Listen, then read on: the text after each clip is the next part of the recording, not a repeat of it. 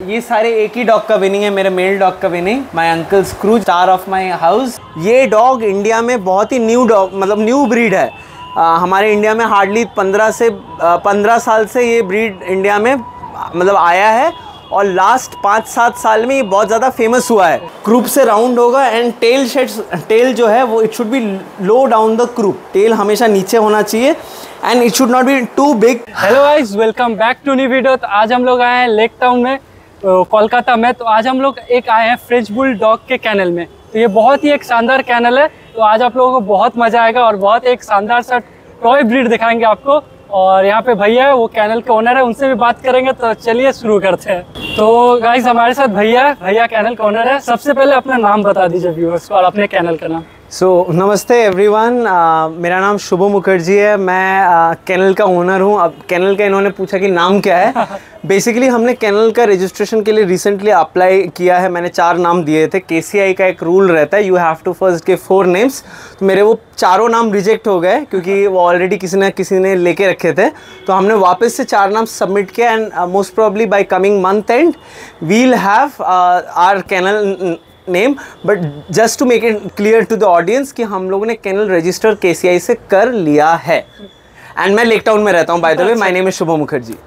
और भैया कोई अगर आपकी कैनल पे आना चाहते हैं तो एक एड्रेस बता दीजिए, लाइक वो कैसे आ गया यहाँ पे। बिल्कुल। हमारे कैनल में आना बहुत ही ईजी है। अगर कोई कैनल में आना चाहता है तो बहुत सारे वेज हैं यहाँ पे आने को। फर्स्ट थिंग, आप लेक टाउन में आइए। लेक टाउन में आने के बाद मेरा बिल्डिंग का नाम है lake apartment, which is a landmark over here. आप लेक टाउन में आके गूगल मैप में लेक अपार्टमेंट डालेंगे, डायरेक्ट मेरे बिल्डिंग के नीचे आएंगे। और भैया आपका जो कैनल का स्पेशलिटी है वो थोड़ा बता दीजिए व्यूअर्स को। बिल्कुल। So guys, basically I am a very ardent dog lover. मुझे डॉग्स बहुत पसंद थे बचपन से एंड मुझे एक ऐसा ब्रीड चाहिए था जो मैं अपने फ्लैट में रख सकूँ। तो when I was initially researching, मेरे ऑप्शन में पग था, मेरे ऑप्शन में शिट्ज़ू था, मेरे ऑप्शन में और भी बहुत सारे ब्रीड्स थे। But then my research led me to French bulldog. And जैसे ही मैंने फ्रेंच बुलडॉग को फर्स्ट टाइम देखा, उनके वो खड़े खड़े कान, उनका वो मुंह, उनका टेललेस बैक, मैं पागल हो गया। मैं देख के मैंने मेरी वाइफ को दिखा रही, ये देख ये ऐसे भी डॉग होते हैं। हमको तो पहली बात मालूम ही नहीं था फ्रेंच बुलडॉग बोल के कोई ब्रीड है। आपने शायद बचपन में टॉम एंड जेरी देखा रहेगा। तो वहाँ पे एक बड़ा सा कुत्ता आता था, तो वो बुलडॉग होता है, जो इंग्लिश बुलडॉग जिसको बोलते हैं। वो उसका एनिमेटेड कार्टून रिप्रेजेंटेशन है। मेरे को बुलडॉग मालूम था, बट फ्रेंच बुलडॉग भी होता है जिनके कान खड़े हैं, मुंह ऐसा है, इतना क्यूट है, गोलू मालू भालू सा, वो मेरे को नहीं मालूम था। तो my speciality is French bulldog. It is a toy breed category में आता है। नॉन स्पोर्टिंग, एक्चुअली इसको नॉन स्पोर्टिंग ग्रुप बोलते हैं। तो ग्रुप 9 का ये डॉग है, French bulldog. And it is a very good breed, specially अगर आप फ्लैट में रहते हैं तो। भैया थोड़ा सा ये फ्रेंच बुलडॉग के बारे में बताइए। दिखता है छोटा सा, लाइक इसका टेल नहीं है, तो थोड़ा इंटरेस्टिंग लगता है। तो इसके बारे में थोड़ा व्यूअर्स को बता दीजिए। जी बिल्कुल, मैं बताता हूँ। मैं ब्रीड स्टैंडर्ड के बारे में थोड़ी देर बाद में बताऊँगा। पहले मैं स्टार्ट करता हूँ what is a French bulldog. Basically French bulldog is like ये एक छोटा वर्जन है of the original English bulldog. English bulldog इससे थोड़े सा साइज़ में बड़े होते हैं। मैं इसका एकदम आपको डीप हिस्ट्री एंटिक्विटी से स्टार्ट करता हूँ। सो बेसिकली 1800s में बुल बेटिंग बोल के जो स्पोर्ट था वो बंद हो गया यूरोप में। Bull baiting was totally outlawed. वो एक ऐसा स्पोर्ट था जहाँ पे बुल्स के सामने डॉग छोड़ते थे एंड डॉग का काम होता था कि बुल को पकड़ना, उनका गला पकड़ना वगैरह, ये पकड़ना। This was like a basis of bull baiting. वो एक स्पोर्ट था वहाँ पे। जब उसको आउटलॉ किया तो वो जो डॉग्स तब यूज़ होते थे बुल बेटिंग में, दे वर मेनली मोलोसॉइड डॉग्स। मोलोसॉर एक काइंड ऑफ डॉग है जिनका थोड़ा फेस पंच होता था। ये पंच होने की वजह से वो लोग का बाइट फोर्स बहुत हार्ड होता था और वो लोग एक बार पकड़ लेते थे तो छोड़ते नहीं थे। इसलिए उनका यूज़ बुल बेटिंग में बहुत ज़्यादा होता था। तो 1800s में ये बैन होने के बाद इनका जो ब्रीड साइज़ है वो छोटा होने लगा, क्योंकि जो ब्रीडर्स थे वो इनको दूसरे अलग अलग ब्रीड जैसे पग हो गया, टेरियर ब्रीड्स हो गए, इनके साथ इनको क्रॉस कराने लगे सो दैट इनको छोटा कर सके। 1850s में फर्स्ट टाइम ये इंग्लैंड से, ये एक्चुअली इंग्लैंड का ब्रीड है, इंग्लैंड से ये फर्स्ट टाइम गया फ्रांस में। जब इंग्लैंड में आपने सब सुना रहा होगा, फ्रांस में एक रेवोल्यूशन आया था। इंडस्ट्रियल रेवोल्यूशन जिसको बोलते हैं, तो काफ़ी सारे जो लेस मेकर्स थे वहाँ पे, जो इस इंग्लिश बुलडॉग या फ्रेंच बुलडॉग ब्रीड को अपने पास में रखे थे, वो लोग इंग्लैंड से शिफ्ट हो गए फ्रांस को।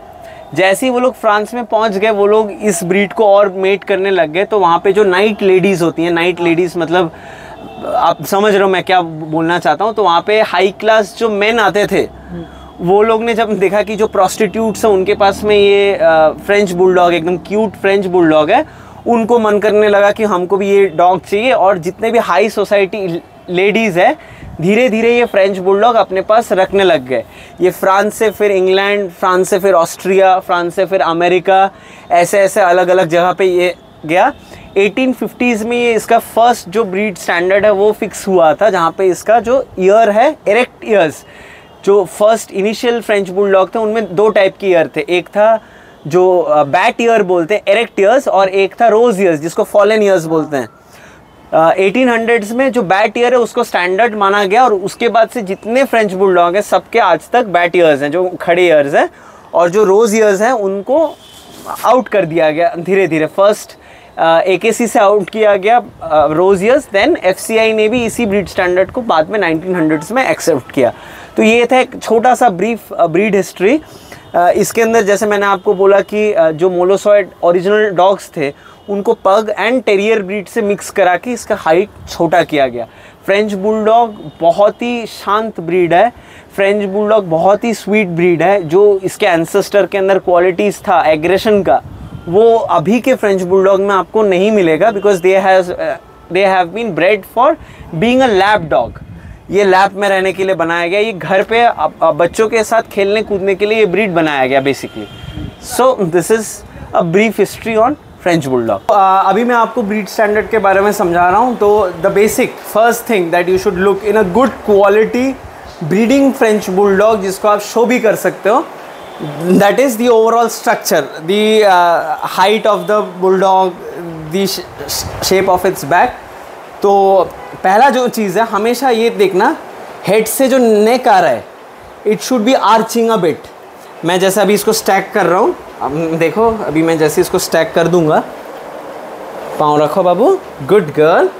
तो ये देखो यहाँ पे एक आर्च आ रहा है, आर्च आके यहाँ पे नेक के यहाँ पे एक ड्रॉप हो रहा है, यहाँ पे हड्डी यहाँ पे नीचे जा रहा है, हड्डी यहाँ से ड्रॉप से फिर लॉइन की ओर राइज करेगा, एक कर्व आएगा यहाँ पे।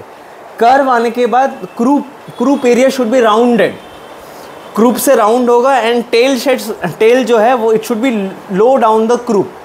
इसको रोच बैक बोलते हैं। ये जब शोल्डर से डिप होके, विदर से डिप होके जब ये राइज करके नीचे आ रहा है, इसको रोच बैक बोलते हैं। एंड फ्रेंच बुलडॉग का ब्रीड स्टैंडर्ड क्या बोलता है, the dog should have a well defined roach back, and tail set should be low, tail हमेशा नीचे होना चाहिए, and it should not be too big कि वो मतलब जब आप स्टैकिंग पोजीशन से देख रहे हो तो वो बाहर से प्रोट्रूडिंग दिखे, एंड जब पास से देख रहे हो तो it should cover the anus area. आप देख रहे हो अभी इसका एनस नहीं दिख रहा है because of the tail, she has a tail but it is very short.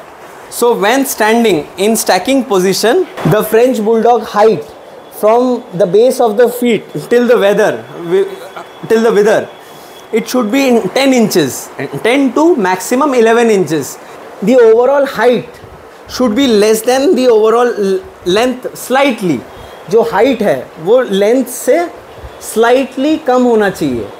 बहुत सारे आप डॉग का देखोगे हाइट लंबा है, लेंथ छोटा है, that is too compact, that is a fault. वो डॉग्स शो में नहीं विन होते। सो आप नोज़ देखो इसका, पास में आप, the nose should have proper opening, it should not be closed, it should not be too open, it should be just perfect so that it can breathe properly. ठीक है। सो ये है हमारा show stopper boy uncle Scrooge. अब मैं आपको इसके head से आपको हेड दिखाऊंगा। This is how an adult French bulldog male head should be. Males का हेड फीमेल के हेड से ऑब्वियसली थोड़ा बड़ा रहेगा, तो आप देख रहे रहोगे it has a very squarish feature. हाँ, हेड को अगर आप देखोगे it looks like a perfect square. ठीक है, it should have a squarish feature. When you looking from the side it should have a curve. ये कर्व बहुत important है। जो हेड यहाँ से आके आप देख रहे हो एक ग्रूव यहाँ पे है अंदर की, और इसको स्टॉप बोलते हैं। नोज के ऊपर रहेगा एंड फोरहेड से नीचे रहेगा, इसको स्टॉप बोलते हैं। ये स्टॉप दोनों आइज़ के बीच में होना चाहिए, राइट। नाउ दी आइज़, आप देख रहे हो इसके आइज़ कितने dark black colour pigmented and एकदम सेंटर, मतलब एकदम बीच में और अंदर की ओर है, ऐसे बाहर की ओर नहीं निकल रहे आंखें। Bulging eyes is a fault. अगर फ्रेंच बुलडॉग में पग जैसा आपने देखा रहेगा बल्जिंग आइज़ है तो that is a fault. And the eyes should be straight, एकदम स्ट्रेट होना चाहिए। It should have a very dark black pigmentation inside. ये आइज़ एंड नोज़ का जो अपर लाइन है it should be in a straight line. आप देख रहे हो ये आंखों के नीचे से, अगर आप दोनों आंखों के नीचे से एक लाइन ड्रॉ करते हो वो नाक के ऊपर से जस्ट जा रहा है। ये अगर नाक थोड़ा नीचे है तो वो फॉल्ट है, अगर नाक ऊपर है ये लाइन में नहीं है तो that is also a fault. अब मैं आता हूँ इनका जो बाइट है और जॉ। सो अभी मैं आपको दिखाऊंगा इसका जो जॉ है, करेक्ट जॉ वो कैसा होना चाहिए। आप अगर सुनो, मुख बंद करो, वेरी गुड, मुँह आगे देखो। आप देख रहे हो कि एक कर्व आ रहा है यहाँ पे, एक ऐसा अपवर्ड कर्व आ रहा है ऐसे, ये कर्व होना चाहिए जॉ के अंदर। French bulldogs bite is under bite. Under bite मतलब जो लोअर जॉ है वो अपर जॉ से बाहर को निकला रहेगा। आप देख रहे रहोगे यहाँ पे, ये देखो ये है अंडर जॉ, अंडर बाइट, और ये है ऊपर वाला बाइट, वो थोड़ा पीछे है अंडर बाइट से। अभी जो करेंट टीथ है आप देखोगे, सुनो जीभ ढुकाओ, देखो ये दांत बाहर, ये दांत अंदर है, ये नीचे वाले दांत बाहर है, इसी को अंडर बाइट बोलते हैं। This is the correct bite. जब आप जज को डॉग का दांत दिखा रहे तब आपको ऐसे पकड़ना है, ऐसे ओपन करना है, फ्रंट भी दिखेगा, ऐसे साइड दिखेगा और ऐसे भी दिखेगा। एंड आप दांत देख रहे हैं, इट इज़ ऑलमोस्ट पूरा पर्ल वाइट। तो dental health is very important of your French bulldog. So आप ईयर्स देख रहे रहोगे यहाँ पे, इसके ear is broad at the base, tapers at the top and then rounds. अब ये जो देख रहे ऊपर राउंड हो रहा है, ये बहुत इंपॉर्टेंट है। And it should not be very out and it should not be very in also. It should be of at correct height so that it looks good. तो ये होना चाहिए, ज़्यादा बड़ा ईयर नहीं होना चाहिए, ज़्यादा छोटा होना नहीं चाहिए। It should be rounded, it should have a broad base and it should taper at the top. This is the breed standard. कुछ फ्रेंच बुलडॉग का आप देखेंगे कि कान खड़े होते हैं और पॉइंटेड होते हैं, पॉइंटेड वाला फॉल्ट है। पॉइंटेड अगर डॉग का ये है that is faulty. Bulgy eyes faulty, नाक में ज़्यादा स्पेस नहीं, दैट इज़ फॉल्टी। आपको मैंने वो ब्लैक डॉग में दिखाया था हमारा, उसका नाक कितना अच्छा है। इन लोगों का खाना जो मैं एक साथ 2 दिन के लिए बनाता हूँ, please come show what's this. इसके अंदर में you see there is chicken feet, there is mutton and pork. इसके अंदर में there is vegetables like pepe, like kumro, there is dal inside, there is मोटा राइस इनसाइड। सो इसका जो कॉम्बिनेशन है वो मैं आपको अभी बताऊंगा। पहले मैं इसको वज़न करके निकाल लेता हूँ, उसके बाद मैं आपको इसमें क्या कॉम्बिनेशन है वो दिखाऊंगा। सो एक वेट मशीन, जब भी आप लोग डॉग रख रहे हैं, स्टार्ट करो। सो जब भी आप लोग डॉग रख रहे हैं, the most important thing is you should have a weight machine. Weight machine आप 2 टाइप का रख सकते हैं, एक फूड ग्रेड वेट मशीन जो उनका खाना मेजर करने के लिए, और दूसरा वेट मशीन जो उनका वेट मेजर करने के लिए। बिकॉज हमको ये ट्रैक रखना है कि हमारे जो डॉग पपी हैं वो करेक्ट वेट गेन कर रहे हैं कि नहीं in time. There is a weight chart कि इतने महीने में इतना वेट होना चाहिए एक पपी का, तभी वो पपी हेल्दी है।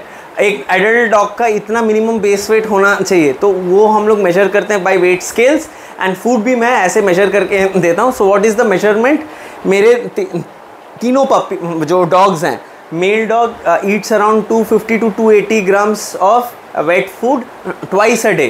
My female first bitch, she eats around 400 to 450 grams of wet food per day. And my youngest female bitch, जो अभी 6 months old है, वो almost around 500 grams wet food per day वो consume करती है, क्योंकि अभी वो बढ़ रही है, छोटी है, तो उसका फूड का रिक्वायरमेंट मेरे एडल्ट डॉग से थोड़ा ज़्यादा है। इसके अलावा ये जो मैं आपको अभी फूड दिखा रहा हूँ, इसके अलावा हम लोग उनको फीड भी देते हैं रॉयल कैनिन का, लेकिन ये हम लोग रेगुलर नहीं देते, ये हम लोग वीकली 2 से 3 दिन देते हैं Royal Canin, that too once a day, क्योंकि वो just as a supplement use होता है। और इसके अलावा भी हम बहुत सारे सप्लीमेंट यूज़ करते हैं, वो हम आपको आगे दिखाएंगे। हमेशा याद रखना, अगर आपने पपी स्टेज में अपने डॉग को हाथ से खाना खिला दिया और उसने आदत बना लिया, तो बड़े होने के बाद भी वो आपके हाथों से ही खाएगा, नहीं तो नहीं खाएगा। तो इसके साथ ये मेरी गलती हुई। He is a very good dog, but मैंने इसको बचपन में अपने हाथों से एक दिन क्या हुआ था कि ये खाना नहीं खा रहा था, तो एज अ कंसर्न पेरेंट वो खा नहीं रहा है, तो मैंने उसको पकड़ा, मैंने उसको एक एक करके हाथ में मुंह से ऐसे दिया और वो फिर खाने लग गया। तो मेरे को लगा चलो ये तो अच्छा है, मैं उसको मुंह में दे रहा हूँ तो वो खाना खा ले रहा है। वो 1 दिन खाया, 2 दिन खाया, 3 दिन खाया, चौथे दिन से वो फिर मैं जब खिलाऊंगा तभी खाएगा, नहीं तो नहीं खाएगा। खाना रख भी दूंगा ऐसे तो वो चला जाएगा, खुद खाएगा नहीं। तो ये एक बुरी आदत है जो मैंने इसको बनाया है, बट ये चीज़ आपको नहीं करना है। आपके घर पे अगर पपी आता है, don't feed him by your own hands, otherwise he will get used to it. तो भैया सबसे ये बता दीजिए व्यूअर्स को, ये तो बहुत छोटे से टॉय ब्रीड है जी, तो इनका लाइफ स्पैन कितना है? सो बेसिकली आपको मैं ब्रीड के बारे में बताऊं तो इसका लाइफ स्पैन नॉर्मली आप पकड़ लो, अगर आपने हेल्दी जगह से, आपने अगर अच्छे ब्रीडर से डॉग लिया है जो प्रॉपर पेडिग्री मेंटेन करता हो, मैं अपने जितने जो आपके दर्शक हैं उनको बोलना चाहूँगा कि प्लीज़ मेरा ये रिक्वेस्ट है, आप जब भी डॉग खरीदते हैं, कोई भी ब्रीड हो, स्पेशली फ्रेंच बुलडॉग, आप ऐसे ब्रीडर से लीजिए जो पेपर मेंटेन करता हो उनके पेडिग्री का। ये डॉग इंडिया में बहुत ही न्यू डॉग, मतलब न्यू ब्रीड है। हमारे इंडिया में हार्डली 15 साल से ये ब्रीड इंडिया में मतलब आया है, और लास्ट 5-7 साल में ये बहुत ज़्यादा फेमस हुआ है। उसके पहले क्या ज़्यादा यहाँ पे फ्रेंच बुलडॉग थे नहीं, जो 1-2 लाइन्स आए थे उन्हीं का मेटिंग वगैरह हुआ था। तो क्या काफ़ी सारे इनब्रेड डॉग्स हैं हमारे मार्केट के अंदर। इनब्रेड प्रॉपर क्या है, अगर आप किसी फीमेल को ब्रीड कराते हैं, आपको उसकी कमियों को, मेल के जो प्लस पॉइंट है उसको हाइड करना पड़ता है। इम्प्रूव इसी को बोलते हैं ना, आप तब इम्प्रूव कराते हो। तो बहुत सारे ब्रीडर को यहाँ पे नॉलेज नहीं है। वो लोग क्या करते हैं, कोई भी फीमेल को कोई भी मेल से ब्रीड करा देते हैं, यही कि अगर बच्चे होंगे तो वो किसी को बेच के कुछ पैसे कमा लेंगे। लेकिन ये चीज़ गलत है। आपको क्या करना है, एक अच्छा ब्रीडर लेना है जिसको लाइन्स का नॉलेज हो, पेडिग्री का नॉलेज हो, जो इन ब्रीडिंग नहीं कराता हो, जो लाइन ब्रीडिंग नहीं कराता हो। Line breeding is good, but only if you know what is line breeding, proper line breeding. जैसे मैंने आपको बोला पहले, breeding is an art. Breeding एक ऐसा आर्ट है जिसके अंदर में आपके पास में नॉलेज बहुत इंपॉर्टेंट है। अगर आपके पास नॉलेज नहीं है, आप कोई भी पेंट को कोई भी कलर के साथ मिक्स कर दोगे तो आप सोचोगे मेरे को यही कलर आएगा, तो वो पॉसिबल नहीं है। सो आपको लाइन समझना है, आपको ब्रीड समझना है, आपको फीमेल को समझना है उसमें क्या प्रॉब्लम्स हैं, आपको मेल समझना उसमें क्या कमी है और उसमें क्या प्लस पॉइंट है। आप जब ब्रीड कराते हो, एक का माइनस पॉइंट एक वो उसको कवर करना चाहिए। ये अगर आप करके विथ पेपर अगर आप डॉग लेते हो, तो आपका पपी या आपका जो भी डॉग है मिनिमम 13 to 14 ईयर्स रहेगा। इसमें डाइट का भी एक बहुत इंपॉर्टेंट रोल रहता है कि वो उसका लाइफ स्पैन कितना होता है। जैसे मैंने आपको पहले बोला था डाइट का, जब हम बात कर रहे थे कि अगर आप ड्राई फूड देते हो, किबल फूड देते हो, किबल फूड के अंदर में बहुत सारा प्रोसेसिंग होता है। उसके अंदर में आर्टिफिशियल आपका फ्लेवर्स ऐड होता है, उसमें प्रिजर्वेटिव ऐड होता है, सो दैट जो आपका ड्राई फूड है उसका शेल्फ लाइफ बढ़े। शेल्फ लाइफ बढ़ाने के लिए ये लोग ये सब ऐड करते हैं। ये खाने से डॉग के अंदर काफ़ी सारे इश्यूज आते हैं इन फ्यूचर। आपको इमीडिएट नहीं दिखेगा। डॉग जब 7, 8, 9 साल का होगा, जब अपना प्राइम 6 साल 7 साल तक ये प्राइम में रहते हैं, उसके बाद इनका ओल्ड एज स्टार्ट हो जाता है। तो जैसे ये लोग ओल्ड एज में आएंगे और अगर आप ड्राई फूड कंटिन्यू करते हो तो उसमें उनको प्रॉब्लम होगा। मैं आपको और एक एग्जांपल से समझाता हूँ। अगर एक human being daily pizza burger खाएगा तो वो कितने साल जिएगा। यही है, आपको भी वही सोचना है। आपको आपके डॉग को जो खिला रहे हो, it should B natural food. हम ऐसा नहीं कि ड्राई फूड नहीं खिलाते। मैंने जैसे आपको बोला, हम लोग वीक में 1 या 2 दिन उनको एक टाइम ड्राई फूड भी देते हैं रॉयल कैनिन का, क्योंकि हम चाहते हैं कि उनको सब टाइप का वैरायटी मिले। लेकिन हम प्रेफर करते हैं 90% of the time to give home diet. तो अगर आप अच्छे ब्रीडर से ले रहे हो, अगर आप अच्छा डाइट फॉलो कर रहे हो, आप उनको प्रॉपर एक्सरसाइज करा रहे हो, आप उनको एक हाइजीनिक एनवायरनमेंट में रख रहे हो, आपके घर में या आपके केनल में साफ़ सफाई है, उनको इन्फेक्शन नहीं हो रहा बॉडी का, तो ये डॉग्स आराम से 13 to 14 ईयर्स ज़िंदा रह सकते हैं। अगर आप ये सब चीज़ नहीं ध्यान रखते हो तो 8 से 10 साल इनका लाइफ स्पैन रहता है नॉर्मली, जो मैं जानता हूँ। एंड आपको मैं और एक बात बताता हूँ, ऐसे कोई ब्रीडर से डॉग मत लेना जिनके पास एडल्ट डॉग ना हो। अगर आप किसी ब्रीडर को ऐसे पकड़ते जिनके पास खाली यंग डॉग है, उनको आप पूछना भैया आपके एडल्ट डॉग कहाँ गए, वो तो ब्रीडर हुआ ही नहीं पहला, वो ब्रीडर हुआ ही नहीं। उनके एडल्ट डॉग या फिर वो लोग मतलब ब्रीड करा के बच्चे मतलब एडल्ट को आगे बेच देते हैं सो दैट वो और ब्रीडिंग कर सकें, और या फिर वो उनको कहीं छोड़ के आ जाते हैं, या वो ब्रोकर हो सकता है। तो ये एडल्ट डॉग होना बहुत इंपॉर्टेंट है। मेरे जो जितने भी मेंटोर्स हैं उनके पास 11, 12, 13, 14, 15 साल के फ्रेंच। और गाइस भैया ने बताया नहीं, मैं बता दे रहा हूँ। और इनका जो मेल डॉग है, जो मेल एक ही अंकल स्क्रूज, तो वो ऑलरेडी बहुत सारा शो जीता है, बहुत सारा ट्रॉफीज है। तो आप लोग वीडियो में बने रहिए, हम लोग आपको भी दिखाएंगे ट्रॉफी, आगे दिखाएंगे, सर्टिफिकेट, और एक सरप्राइज भी है, वो बहुत एक स्पेशल चीज जीता है, वो भी दिखाएंगे। बिल्कुल दिखाएंगे। प्राइजेस है यहाँ पे मेरे मेल डॉग ने जो लास्ट ईयर जीता है, तो उसको दिखाने के लिए हम सब प्राइजेस अभी नीचे लेके आए हैं। और ये सारे एक ही डॉग का विनिंग है, मेरे मेल डॉग का winning, my uncle Scrooge. This is the star of my house. So we'll start with the best prizes that he has got. तो ये सारे बेसिकली KCI रजिस्टर्ड शो है। 2 टाइप के show होते हैं, एक KCI शो, एक पेट शो। मेरा जो डॉग है वो खाली KCI शोज़ में, kennel club of India, those are registered shows, उसी में पार्टिसिपेट करता है। We don't participate in pet shows because वो पार्टिसिपेशन के विन का कोई वैल्यू नहीं है जो मुझे लगता है। तो KCI शो में पार्टिसिपेट करने के लिए जो सबसे इम्पॉर्टेंट थिंग है वो है डॉग का पेपर होना। This is called paper. ये बेसिकली जैसे हम लोग का बर्थ सर्टिफिकेट होता है, हम लोग का आइडेंटिफिकेशन होता है, वैसे ये डॉग का आइडेंटिफिकेशन है। इसके अंदर आप देख रहे हैं डॉग का 3 जनरेशन का पेडिग्री रहता है। डॉग के पेरेंट्स कौन है, डॉग के ग्रैंड पेरेंट्स कौन है, डॉग के ग्रेट ग्रैंड पेरेंट्स कौन है। इससे आप ये पता कर सकते हो कि ये जो डॉग है ये इसका लीनिएज क्या है, इसका ब्लड लाइन क्या है, कौन से केनल से है। आप देखोगे यहाँ पे ब्रीडर का नाम रहेगा, यहाँ पे कलर ऑफ द डॉग, यहाँ पे एक माइक्रोचिप नंबर आप देख रहे हो। ये माइक्रोचिप नंबर बेसिकली एक माइक्रोचिप होता है जो हम लोग डॉग को इंजेक्ट करते हैं। जब हम KCI शोज़ में जाते हैं उनके पास एक स्कैनर होता है, वो स्कैनर को जब वो लोग डॉग के ऊपर घुमाते हैं तब ये जो इन्फॉर्मेशन यहाँ पे आपको दिख रहा है मेरे पेपर के ऊपर, ये सारा इन्फॉर्मेशन एज इट इज़ उनके कंप्यूटर में आ जाएगा। अब मान लो मैंने डॉग को शो किया, उनके कंप्यूटर में सारा इन्फॉर्मेशन आ गया स्कैन होने के बाद, और मेरा डॉग पहले वो क्लास जीत जाता है तो उनको क्लास फर्स्ट का प्राइज़ मिलता है। इसको बोलते हैं क्लास फर्स्ट। पहले क्लास में जीतना पड़ता है।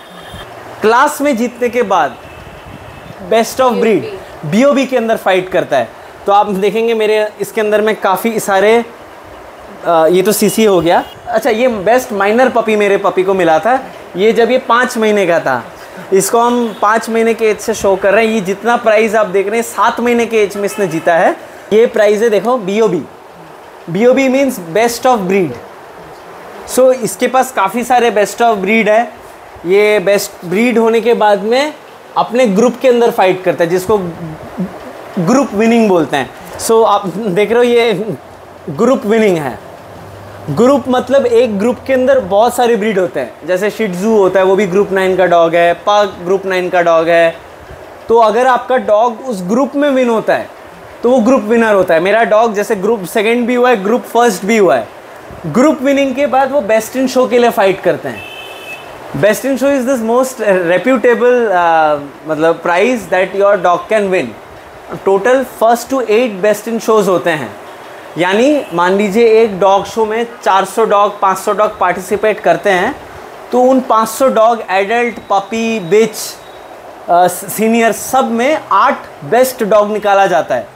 ये कौन निकालता है? जो जज होते हैं वो निकालते हैं। तो जो फर्स्ट से लेके 8 बेस्ट डॉग, उनको ये प्राइज़ मिलता है जिसको बेस्ट इन शो प्राइज़ बोलते हैं। एक रिबन मिलता है ऐसे, if the camera can see. 7th best in show my male dog, show me, okay निया, माई मेल डॉग भूनो, he was 7th best in show among I think 300-400 dogs, 500 dogs जो ये Calcutta kennel club, this is the oldest kennel club in Asia. इससे पुराना और इससे बड़ा kennel club Asia में नहीं है। इस केनल क्लब में मेरा डॉग जब शो हुआ था एट 7 मंथ ऑफ एज, इसने एडल्ट डॉग को भी हराया और 7th बेस्ट इन शो लिया। Not only that, he also one this amazing statue of 7th best in show. And इसके साथ साथ इसको 2 बेस्ट पपी इन शो भी मिला इन द सेम शो। यानी उसने 2 बेस्ट पपी जीता और 7th बेस्ट, वो पपी में भी बेस्ट था और एडल्ट में वो 7 नंबर पे बेस्ट था। So we are very proud of all the achievement. You can see how many prizes he has achieve for us. ये प्राइजेस के अलावा इनके सर्टिफिकेट्स भी होते हैं, वो भी है, वो मैं नहीं दिखा रहा हूँ क्योंकि it will become too long then. But ये जो आपको प्राइजेस दिख रहे हैं ये फिज़िकल प्राइज़ है। जो मेन है वो एक सर्टिफिकेट आता है, मेरे पास सर्टिफिकेट भी है। जो भी हमसे इन फ्यूचर इसका ब्रीडिंग लेते हैं उनको एक ऐसे क्वालिफाइड डॉग का ब्रीडिंग मिलेगा बेसिकली, अगर हमसे लेते हैं तो मेट। एंड अगर हमसे पपी लेते हैं तो मेरे पास अभी यही है जो मेन डॉग है, जो मेरे केनल का स्टार बॉय है। तो इसी के बच्चे मेरे पास अभी अवेलेबल है, मैं वो भी दिखा दूंगा। अवेलेबल तो नहीं, वो रिज़र्व हो गया है। 2 बच्चे हुए थे, एक बच्चा रिज़र्व हो गया, एक बच्चा unfortunately the day of birth it died. So I will show that puppy to him and I hope whatever I have tried to show is clear। इसको पेपर बोलते हैं। Very important, when you buy a dog always have a paper and अगर possible होता है तो उसको आप transfer भी करा लो। देखिए मेरा नाम लिखा हुआ है इसमें, शुभो मुखर्जी, ये मैंने अपने नाम पे पेपर ट्रांसफ़र करा लिया है। तो I am the owner of the dog right now and ये सारे इसके अकेले के विनिंग्स हैं। तो गाइज़ मेरा फ़ोन नंबर है 8777247099। मेरा ऑल्टरनेट नंबर है 9614604677। आप मुझे पप कल्चर एशिया में भी कांटेक्ट कर सकते हो। पप कल्चर PUP पप CULTURE कल्चर एशिया ASIA@gmail.com। आप वहाँ पे मेरे को मेल भेज के भी मेरे साथ कांटेक्ट कर सकते हो। ये मेरा ऑफिशियल मेल आईडी है। एंड मेरा ऑफिस लेक टाउन में है, मैं लेक टाउन में रहता हूँ। Lake town is in Kolkata 89। बहुत ही ईजी है, मैंने स्टार्टिंग में एड्रेस आने का बोल दिया। That's it. तो गाइज आज के लिए इतना ही। अगर आपको ये चैनल पसंद आया होगा तो आप लोग भैया से भी कांटेक्ट कर सकते हैं और देख सकते हैं कितना प्यार कर रहे हैं यहाँ पे। मैं अपना एक्सपीरियंस बता दे रहा हूँ आप लोगों को। जो भी मेरा यहाँ पे एक्सपीरियंस रहा, ये जो कैनल है तो इन लोग का घर ही है। भैया घर पे रखते हैं तो बहुत क्लीन है, बहुत हाइजीनिक है और इनको बहुत प्यार से रखा जाता है। तो ऑब्वियसली आपको कोई भी क्वेरी है या पपी चाहिए या कुछ भी चाहिए, भैया को कांटेक्ट कर सकते हैं अबाउट फ्रेंच बुलडॉग। मुझे भी बहुत अच्छा लगा और नंबर तो यहाँ पे डिस्प्ले कर दे रहा हूँ मैं एक और बार। आप लोग कांटेक्ट करिए और ऐसे ही शानदार मीन्स वीडियो के लिए चैनल को सब्सक्राइब करके और वीडियो को लाइक कर दीजिए और एक डॉग लवर के साथ शेयर कर दीजिए। थैंक यू गाइस, मिलते हैं नेक्स्ट वीडियो में।